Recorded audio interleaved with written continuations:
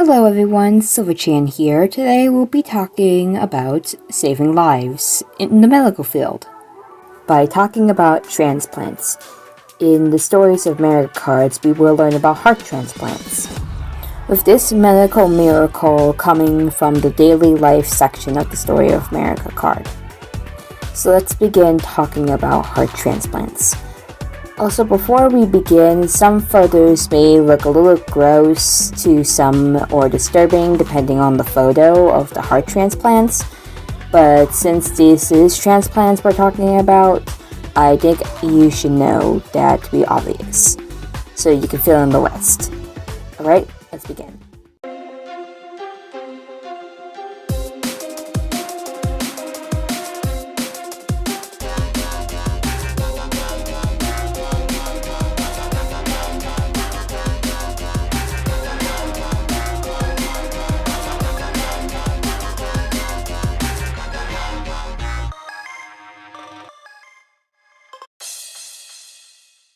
A heart transplant, also called a cardiac transplant, is a surgical transplant procedure performed on patients with end-stage heart failure or severe coronary artery disease, when other medical or surgical treatments have failed. The patient's own heart is either removed and replaced with the donor heart, or much less commonly, the recipient's deceased heart is left in a place to support the donor's heart. Heterotopic or piggyback transplant procedure.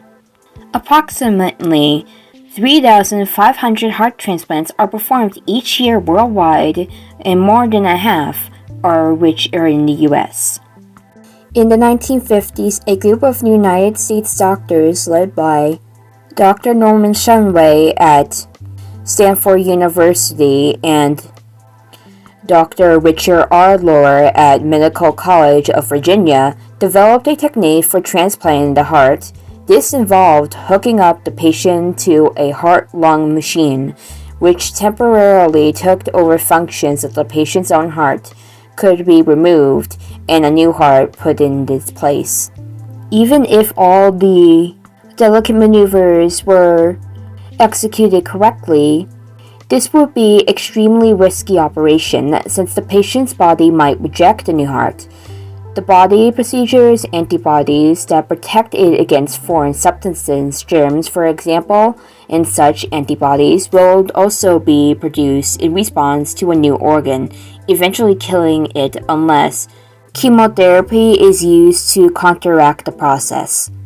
Furthermore, the donor heart must be excellent condition. This is, it must have to be obtained from a healthy person almost immediately after the person's death, usually in an accident of some kind. Although the technique was known, it was not applied successfully until December 3, 1967, when Dr. Christiane Bernard gave the new heart to Louis Washington at the Great Shore Hospital in Cape Town, South Africa. Washington lived 18 days after the operation and then died of pneumonia. However, Philip Blayberg, Bernard's second heart transplant patient, lived for about 19 and a half months after surgery. The new technique was copied all over the world with varying degrees of success. Some patients died shortly after the surgery from complications, infections, or because the new heart was rejected, but others did quite well. Betty Anick, who died in 1977, had lived with her new heart for 8 years and 4 months. She also was the longest heart survivor at the time. During the decade after Bernard's first operation, 352 heart transplants were performed. Some 70% of the recipients lived at least 1 year after the surgery, and 85 of them were still alive in 1978. The transplant couldn't help all heart patients, however.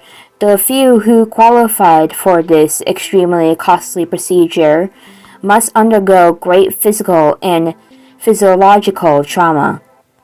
For these reasons, doctors today generally prefer to use more conservatory surgery whenever possible. They can, for extreme, replace parts of blood vessels near the heart with or others taken from the donor's leg, or with man-made materials, thus avoiding problems of organ rejection.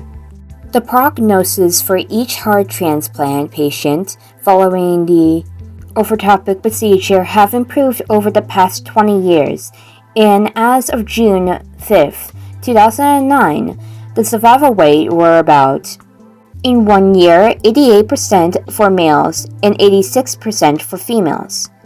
In 3 years, 79% for males and 77% for females, and in 5 years, 73% for males and 69% for females.